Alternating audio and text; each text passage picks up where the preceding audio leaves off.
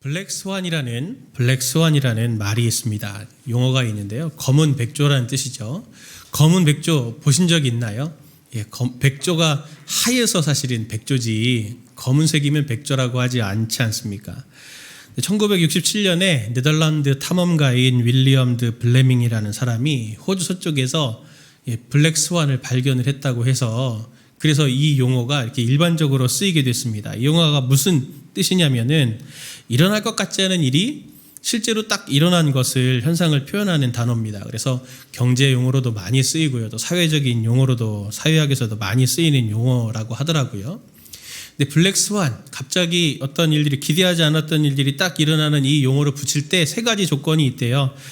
실제로는 존재하지만 모르고 있었던 사건일 때, 그리고 또 두 번째는 그 사건이 딱 일어났을 때 이렇게 좀 충격이 되는 그런 사건들, 그리고 예측은 불가능하고 나중에야 그런 일들이 이래서 이랬구나 이렇게 설명이 가능한 그런 사건들을 이렇게 뭉쳐서 이 블랙스완이라고 그렇게 얘기를 한다고 합니다. 이스라엘이 하나님의 나라를 애타게 기다렸거든요. 사람들이 예수님이 하시는 말과 그리고 이적들, 행동들을 보면서 하나님께서 이 예수님을 통해서 뭔가 분명한 일을 일으키고 계시는 것 같은데 그게 잘 모르겠다 해서 고민을 했습니다. 실제로 그들이 찾던 하나님의 나라가 예수님이 오심을 통해서 이렇게 시작이 되었는데도 그들은 그것을 또 이미 맛보고 있었음에도 잘 깨닫지 못하고 여전히 혼란해하는 모습들을 오늘 본문에서도 볼 수 있거든요. 그래서 바리새인들이 오늘 질문에 하나님의 나라가 어느 때 임합니까? 이렇게 지금 예수님께 찾아와서 질문을 하고 있습니다. 유대인들의 입장에서는 이제 블랙스완 같은 일이 지금 일어난 거죠. 예수님이 바리새인들이 질문에 하나님의 나라와 그리고 그 재림을 기다리는 오늘 우리의 시대를 예수님이 22절, 24절, 26절에 무엇으로 표현을 하시냐면 인자의 날, 인자의 때 이렇게 표현을 하시면서 하나님의 나라의 백성이 지금 어떠한 삶을 살아가고 있느냐, 그것을 누리는 것이 어떤 것이냐라고 하는 것을 오늘 말씀해 주고 있습니다. 그것을 한 세 가지 정도로 해서 제가 오늘 말씀을 나누려고 합니다. 첫 번째로 하나님의 나라의 백성의 삶의 모습의 첫 번째 모습은 하나님의 다스림을 받는 사람들에게 하나님의 비밀이 담겨져 있다라고 하는 것을 설명하려고 합니다. 이것은 두 가지 정도의 비밀이 있는데요. 첫 번째는 뭐냐면 하나님의 사람들은 알려진 비밀을 가진 자들이다라고 하는 겁니다. 알려진 비밀. 알려지면 비밀이 아니잖아요. 그렇죠? 보통은 비밀이다 그러면 우리가 그렇게 얘기하잖아요. 이렇게 내가 너한테만 얘기하는 건데 하면서 다 얘기하잖아요. 모든 사람에게 내가 너한테만 얘기하는데 하면서 이렇게 얘기하면 비밀이 아니에요. 소수에게만 이렇게 얘기해서 말을 안 해야 그래야 비밀인데 알려진 비밀이다라고 성경은 얘기하고 있거든요. 그러니까 어떻게 알려진 비밀이 될 수 있느냐. 특별히 복음서에서는 하나님과 하나님의 나라에 대한 비밀을 설명할 때 알려진 비밀이다 이렇게 이야기합니다. 하나님은 당신의 계획과 그 비밀들을 다 얘기를 해주시거든요.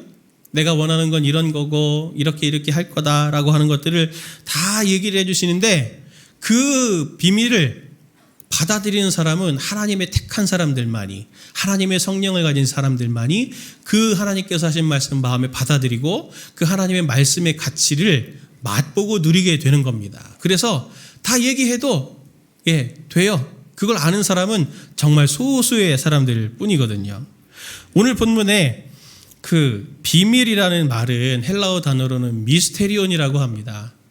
그 영어에도 미스테리라고 하는 말이 있잖아요.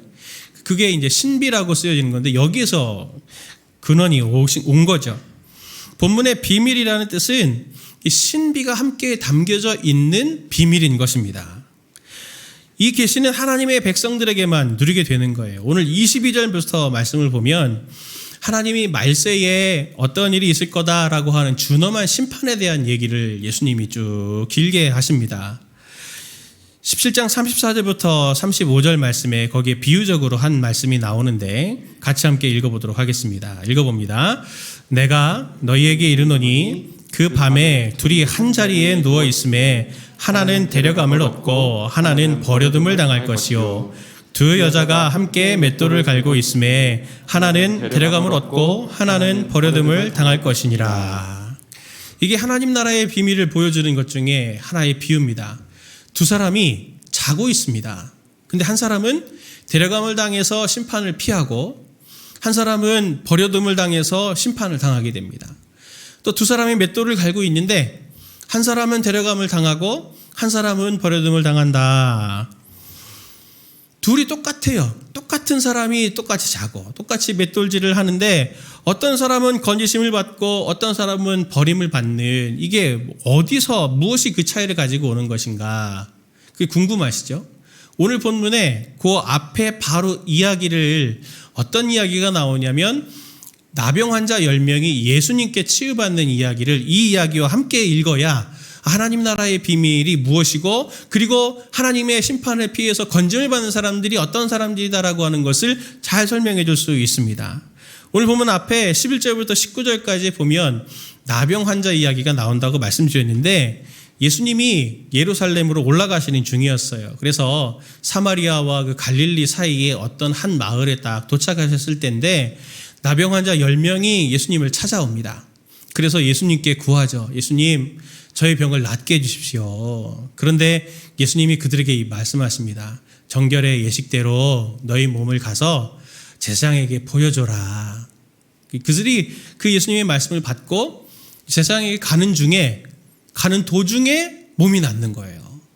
그래서 그 9명은 기뻐하면서 자기 길을 가고 한 명은 예수님께 돌아옵니다. 그런데 그때 이 돌아온 한 사람이 어떤 반응을 보였는지 오늘 본문의 말씀을 좀 같이 보도록 하겠습니다. 누가복음 17장 15절부터 19절까지의 말씀입니다. 같이 봅니다.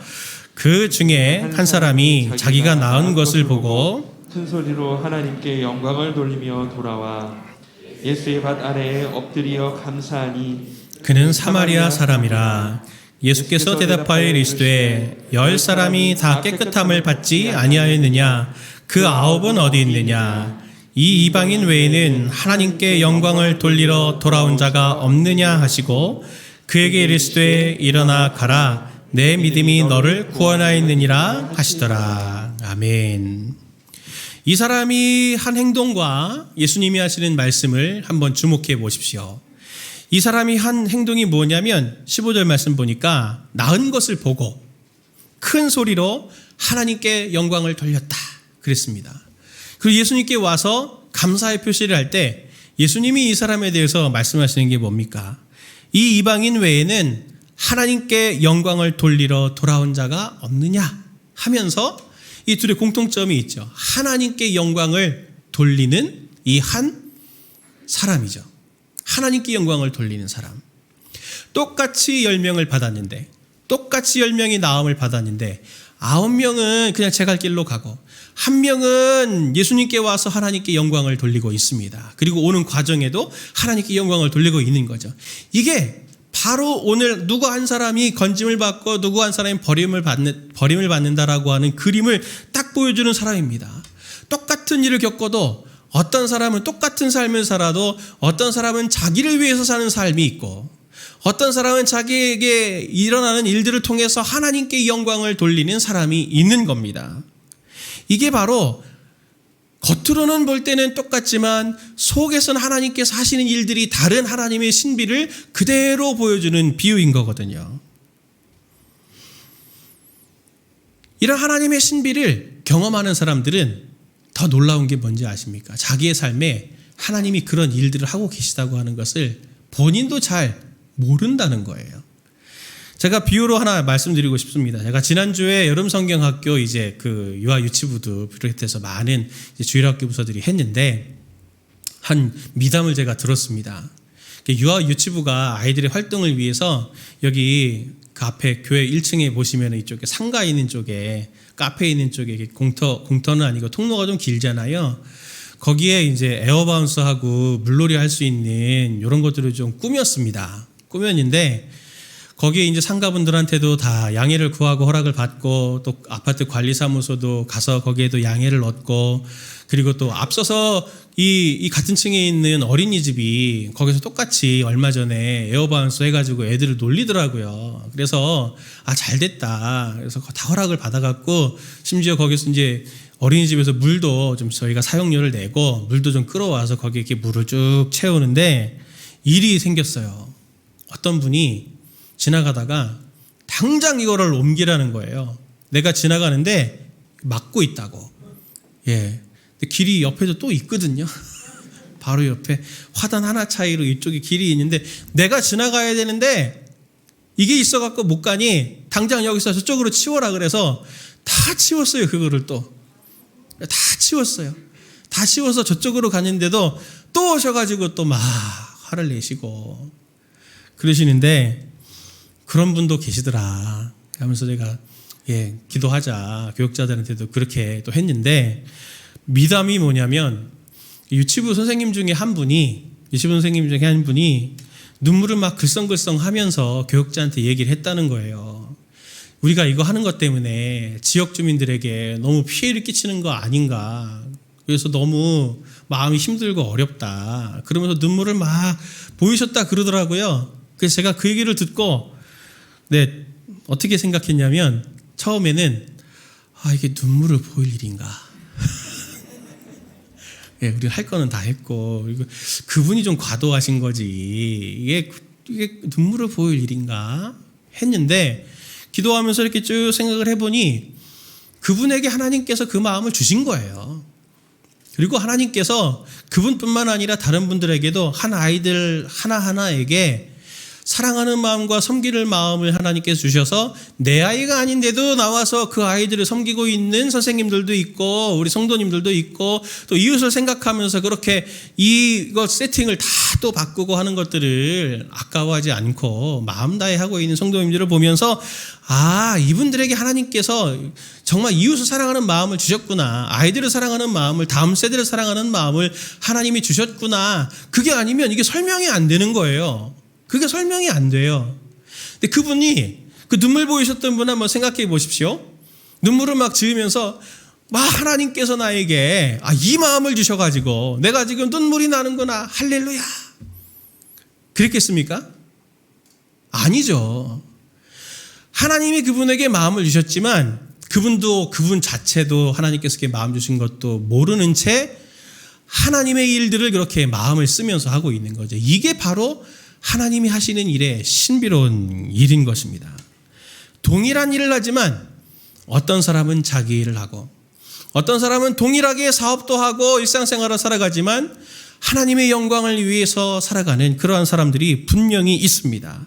그래서 겉으로 볼 때는 이게 하나님의 일을 하는 것인지 자기의 삶을 사는 것인지 구별이 안 돼요. 그래서 신비로운 겁니다.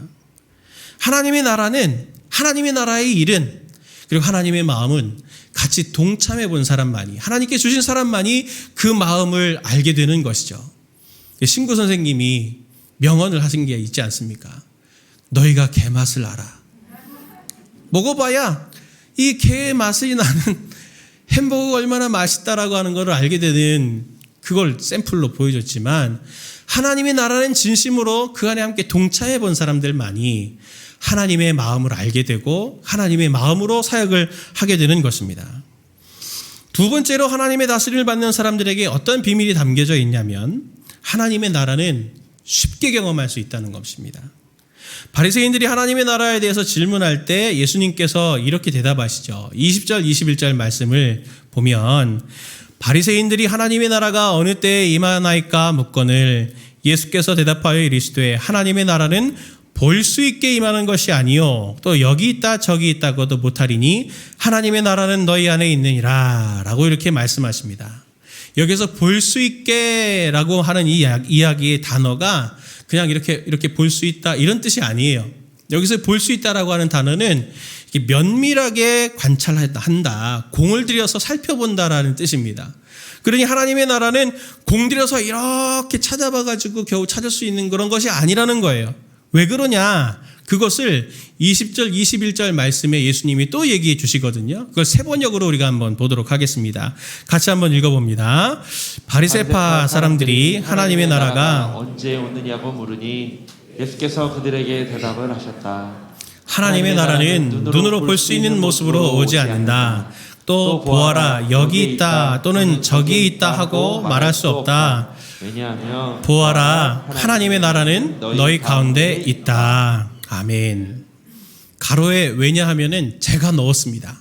원문에 그렇게 돼 있기 때문에 이걸 넣어야 강조하는 의미가 살아요. 하나님의 나라는 여기 있다 저기 있다고 할 수가 없어요. 왜냐하면 하나님의 나라는 우리 가운데 있기 때문입니다. 주일학교 때 선생님들이 그렇죠. 하나님의 나라가 어디 있어요, 여러분? 그러면 하나님의 나라는 제 마음에 있어요. 그 뜻이 아니에요. 예수님은 내 마음에 계시지만 하나님의 나라는 내 마음에 있는 게 아니고 하나님의 나라는 원문에 의하면 우리들 가운데 있는 겁니다. 우리들 가운데. 하나님을 믿고 신뢰하는 우리들 가운데 있기 때문에 면밀하게 관찰해갖고 찾을 수 있는 게 아니고 딱 보면 딱 보이는 거예요. 딱 보면은 딱 하나님의 나라가 이거구나. 이게 하나님의 나라지. 이게 보이는 거거든요. 제가 최근에 은혜로운 경험들을 많이 하는데 방학이 되고 난 다음에 이제 성도님들의 장례가 이렇게 좀 나기 시작했습니다. 보면서 참 너무 안타깝고 갑작스럽게 이 장례가 이렇게 일어날 때는 너무 슬프고 힘들잖아요. 그래서 이 장례식에 장례를 치른 이 성도님과 여기 순장님하고 우리 교육자들이 같이 이렇게 좀 대화를 하는 시간이, 신방할 시간이 좀 있었는데 그분이 그렇게 얘기를 하시더라고요. 이분이 장례당한 분이 우리 교회에 처음 이제 등록하신 분이거든요. 그러니 이분이 우리 교회에 지금 신앙생활 하신 지 몇 개월도 채 되지 않으신 분일 거 아닙니까? 근데 그분이 이런저런 은혜들을 나누다가, 장례 이야기를 나누다가 그런 얘기를 하시더라고요. 제가 우리 다락방 순장님하고 순원들을 이렇게 만났는데 이번 장례를 또 거치고 하면서 정말 이분들을 수년째 만난 사람 같은 느낌이 듭니다. 그러면서 가족처럼 그렇게 생각들을 하시더라고요. 그분의 아드님이 신앙생활을 안 하시거든요. 근데 이제 장례를 치르면서 우리 성도님들이 그분들을, 가족분들을 따뜻하게 위로해주고 같이 정말 순서마다 눈물을 보이면서 어깨를 끌어안고 같이 그렇게 울고 하는 그런 모습들을 보면서 그 아들이 이렇게 얘기를 했대요. 와, 엄마 교회 가신 지가 얼마 안 됐는데 이 사람들이 어떻게 그렇게 자기 가족들처럼 이렇게 따뜻하게 해주냐. 그러면서 농담으로 했겠죠. 엄마도 조심해라. 그 아베 신조 테러 당하지 않았냐. 엄마가 다 갖다 주고 막 이래가지고 아베 신조 테러하지 않았냐. 그러면서 이제 농담으로 그렇게 얘기를 했다 그러더라고요. 그런데 그 아들의 입장에서 보면 정말 이상한 일이죠. 정말 이상한 일이에요. 일면식도 없고 만난 지도 얼마 안 됐는데 같은 교회 등록했다는 이유로 자기의 아픔처럼 같이 울어줄 수 있는 사람이 얼마나 됩니까? 성도님들에게는. 얼마나 있으십니까? 이해관계 하나도 없이 정말 순수하게 나의 아픔을 같이 아파해주고 나의 눈물을 같이 흘려줄 수 있는 그런 사람들이 주변에 몇 명이나 있으세요? 이해관계 없이 말입니다. 저는 그 다락방의 그 고백을 보면서 거기에 하나님의 나라가 있는 거예요. 세상에는 없는 그 모임이 거기 있잖아요. 우리 성도님들도 저를 비롯해서 옆에 있는 성도님들까지 한 분 한 분들의 그런 기도의 제목들을 보면서 중보기도부에서도 함께 기도의 제목을 보면서 눈물 흘려 기도하는 소리들을 제가 여기 지나다니면서 많이 듣습니다. 함께 기도하면서 나의 아픔처럼 그렇게 기도해 줄 수 있는 그런 모임이 세상에 어디 있어요? 하나님의 나라가 아니면 설명을 할 수가 없습니다. 하나님의 나라는 멀리 있는 게 아니에요. 지금 이 자리에도 있잖아요. 이 자리에도. 이 비 오는 것을 뚫고 이 더운 여름에 이 자리에 함께 모인 이 모임도 하나님이 아니면 설명을 할 수가 없습니다. 성령님께서 마음을 주셔서 가족처럼 아파해주고 함께 해주고 도와주고 실제적으로 도움을 주는, 그래서 함께 이겨내게 하는 그런 일들이 교회 안에서 이루어지는, 여기에 하나님의 나라가 있는 거죠. 누가복음 17장 37절의 말씀 보면 예수님의 제자들이 하나님의 나라가 어디에 있습니까? 라고 하는 거 이제 물어봐요. 그럴 때 예수님이 뭘 말씀하시냐면 이렇게 말씀하십니다. 같이 함께 보겠습니다. 그들이 대답하여 이르되 주여 어디오니이까? 이르시되 주검이 있는 곳에는 독수리가 모이느니라 하시니라. 굉장히 이 말씀이 해석하기 어렵거든요. 문맥상에서만 해석이 됩니다. 근데 이게 무슨 뜻이냐면 하나님의 나라가 어디 있냐? 예수님이 비유로 보여주시는 거죠. 독수리가 하늘에 이렇게 빙빙 돌고 있다고 생각하면, 많은 독수리들이 빙빙 돌고 있으면 거기에 뭐가 있는 겁니까? 먹잇감이 있는 거죠. 그게 딱 하나님의 나라가 어디 있는지 보여준다라고 하는 겁니다. 한번 보십시오. 성도님들 가운데 하나님의 나라가 어디에 있습니까? 오늘 아까 제가 말씀드렸던 다락방 모임 가운데 하나님의 나라가 이미 누려지고 있는 것이고, 성도님들이 서로를 위해서 기도하고 섬겨주고 자기 자식처럼 위해서 그렇게 섬겨주는 그곳에 하나님의 나라가 있고, 성도님들이 가정을 지키는 그러한 과정들 속에서 내가 이렇게까지 하면서 살아야 되나, 하지만 이렇게까지 하면서 내 아이를 키워야 되나 하는 그곳에 하나님이 아니면 나는 도저히 이것을 할 수 없어라고 하는 거기에 하나님의 나라가 바로 임하고 있는 것이죠. 그것을 꼭 성도님들이 기억하셨으면 좋겠습니다. 이게 성도님들이 지금 경험하고 있는 신비인 것이에요. 두 번째로 하나님의 백성의 삶의 모습에는 어떤 모습이 있냐면, 하나님 나라 백성에게는 두세 개의 긴장이 있습니다. 오늘 본문에서 딱 한 가지 예수님께서 경계하시는 것이 있거든요. 누가복음 17장 27절에서 29절 말씀을 같이 봅니다.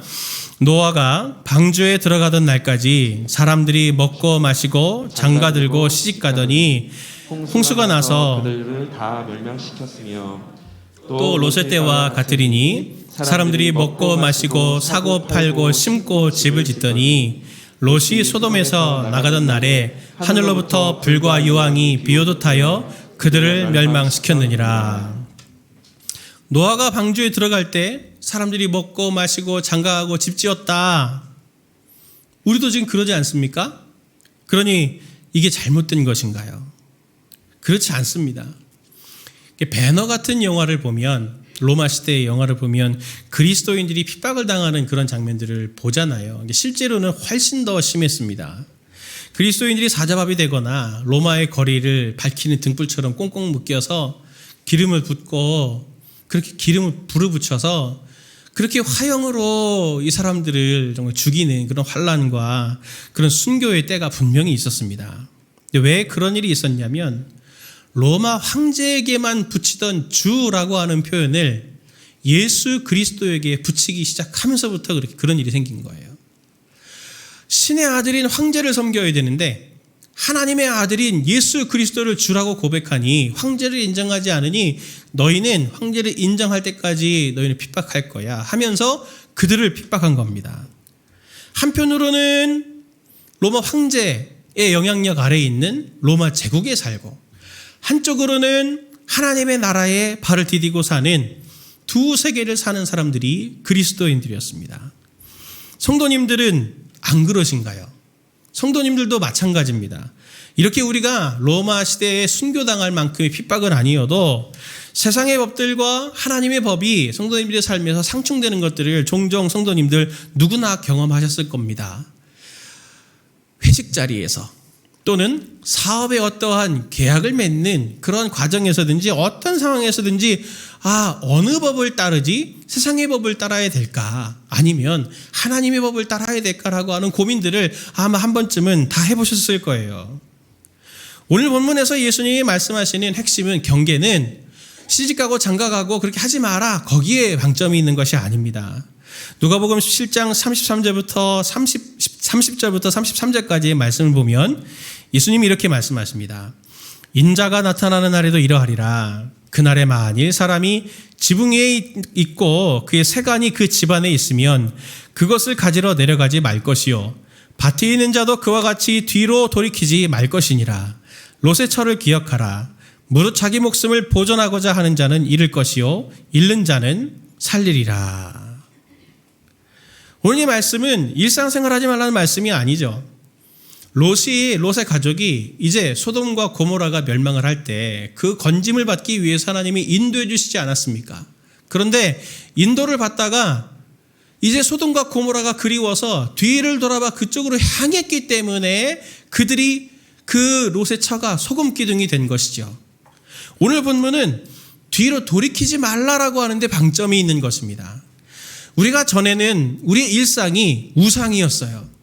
돈을 많이 벌면, 그리고 내가 명예와 학식이 높아지면, 좋은 직업을 가지면 내 아이가 잘 승승장구해가지고 좋은 대학 들어가면 내가 좋은 집과 좋은 차를 타면은 그러면 나의 인생은 행복할 거야. 더 바랄 게 없어. 내가 그렇게 많이 그것을 모으면 내 인생은 최고의 인생이 될 거야 하면서 그것을 우상 삼고 그게 내 인생의 전부다라고 하는 삶을 살았다면 우리가 구원받고 난 이후에는 그것이 우리 인생의 목표가 아니라 그리고 하나님의 나라가 우리의 인생의 목표다라고 하는 것을 성도님들이 다 아시지 않습니까?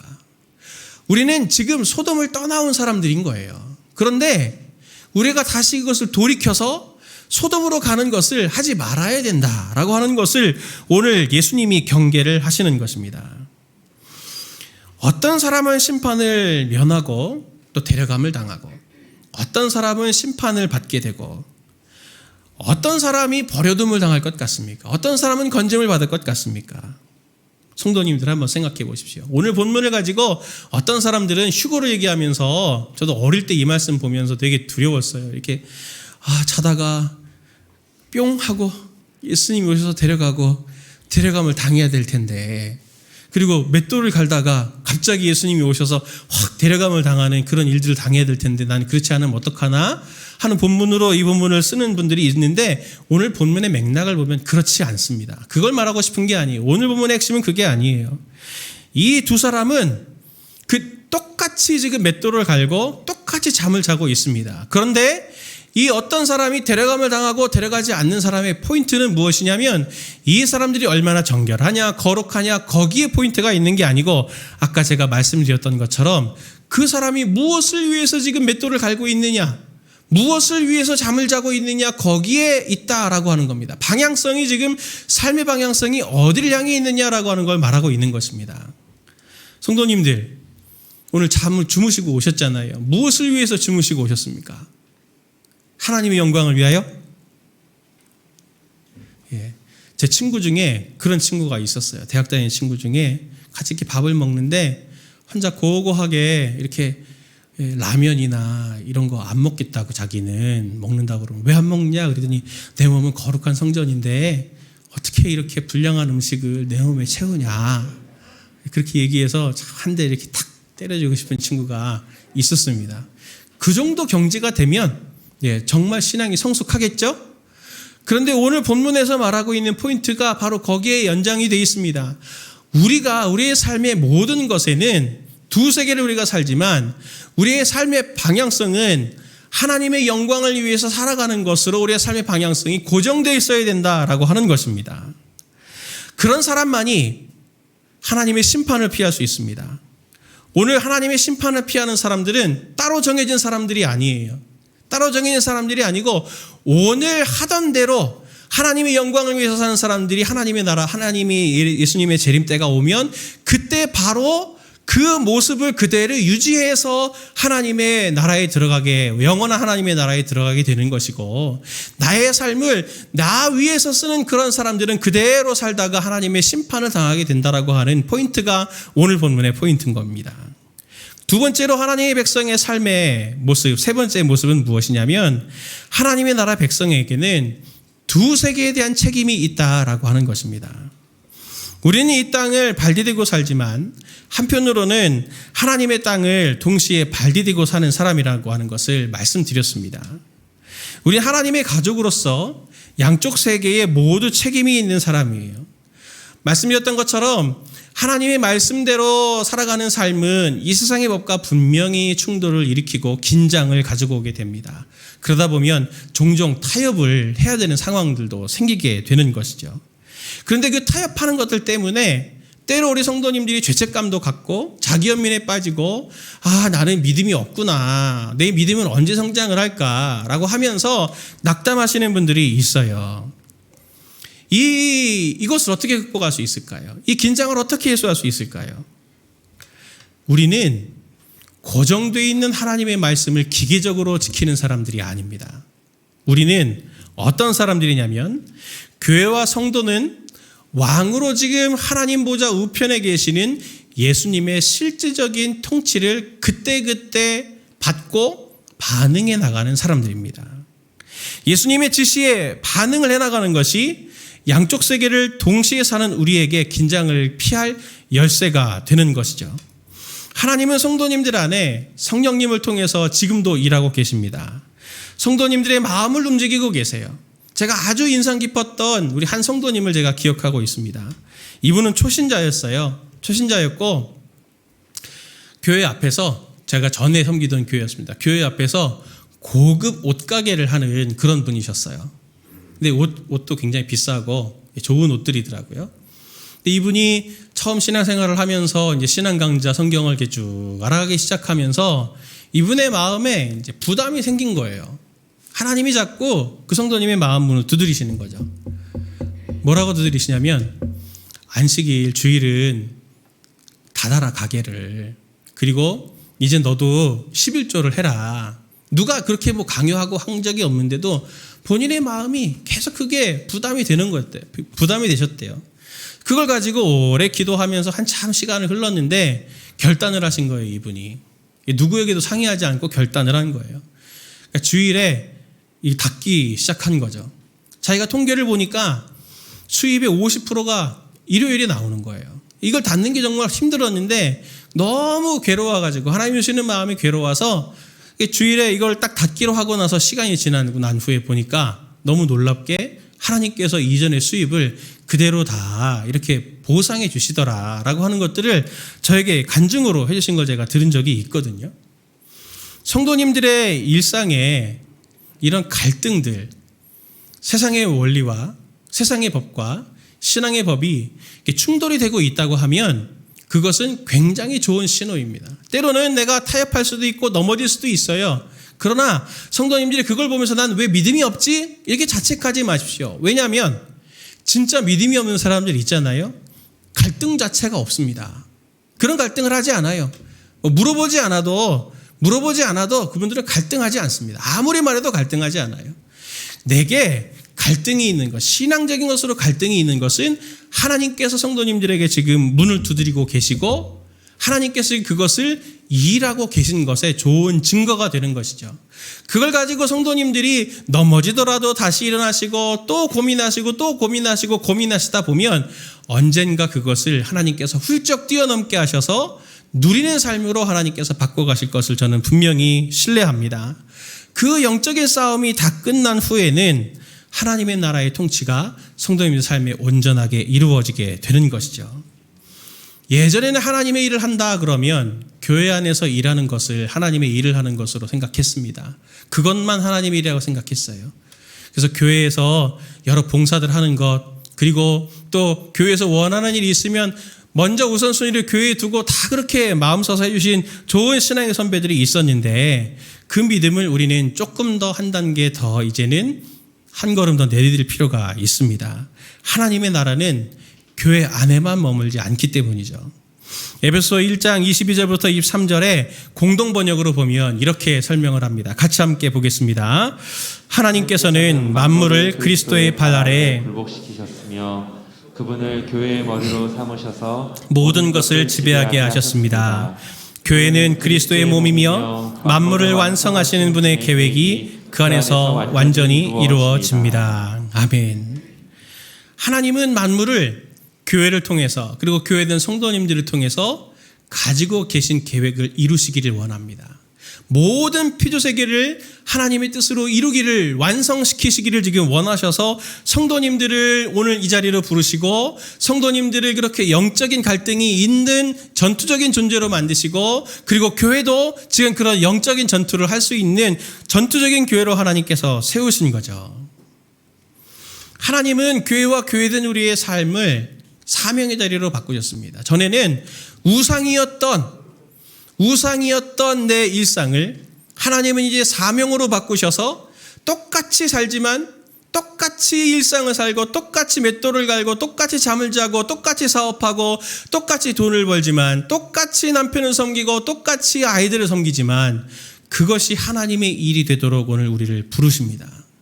성도님들을 보면 제가 특히 새가족분들이 등록하면 수료식 때 제가 꼭 새가족분들에게 드리는 말씀이 있습니다. 앞으로도 계속 하게 될 것 같은데요.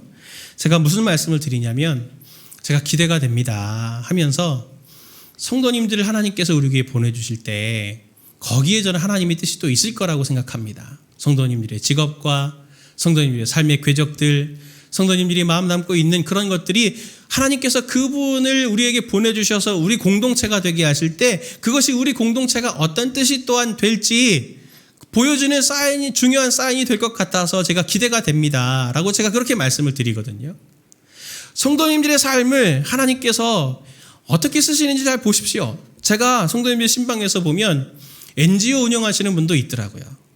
그리고 운영을 하지 않아도 여러 사회단체들, NGO 같은 사회단체들에 들어가셔서 거기에서 활동하시는 분들이 또 있고 이분의 경험치나 이분의 경력을 보면 어디 중역으로 가셔가지고 굉장히 이렇게 잘 사역하실 수 있는 분들인데 돈도 많이 버실 수 있는 분들인데 오히려 그런 거 다 하지 않으시고 오히려 무슨 상담을 하시든지 누구를 돕는다든지 이런 일들을 하시는 분들을 제가 보면서 하나님께서 이분들을 통해서 지금 이렇게 일하고 계시구나라고 하는 것들을 보게 됩니다.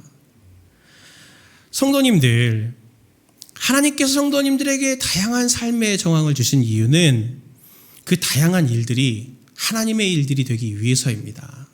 오늘 성도님들이 일상에 살면서 갈등하는 부분들이 있잖아요. 신앙적으로 갈등하는 부분들이 있잖아요. 그 부분을 조금 더 섬세하게 보셨으면 좋겠어요. 거기에 하나님의 뜻이 분명히 있거든요.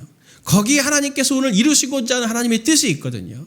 그것을 하나님 앞에 기도하면서 하나님, 내가 지금까지 계속 타협해 왔는데 하나님, 제가 극복할 수 있도록 하나님께서 제게 힘을 주십시오. 힘을 주시면 제가 극복해서 이것으로 하나님께 영광을 나타낼 수 있을 것 같습니다. 그렇게 기도해 주십시오. 그리고 또 성도님께 더 많이 관심을 가지십시오. 성도님들 삶이 다양하잖아요. 사회에서도 신문에서도 계속 얘기하지 않습니까?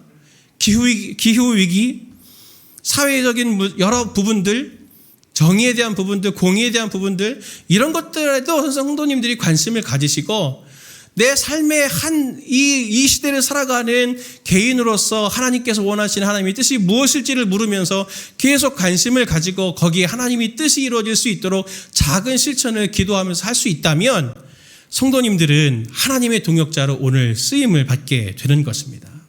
말씀을 마치려고 합니다. 성도님들의 삶은 이처럼 하나님의 신비가 가득 차 있는 삶입니다. 하나님께서 내게 마음을 주셔서 이유를 알 수 없지만 하나님이 이유가 되셔서 그렇게 살아가는 삶. 그리고 우리가 함께 이렇게 있어서 마음을 나누지만 이곳이 바로 하나님의 나라가 무엇이다라고 하는 것을 보여주는 그런 신비를 경험하는 삶들을 성도님들이 살아가고 있음을 꼭 신뢰하시고 오늘 한 주간에도 하나님의 자녀로 하나님의 나라의 백성으로 승리하시는 성도님들 되시기를 예수님의 이름으로 축원을 드립니다.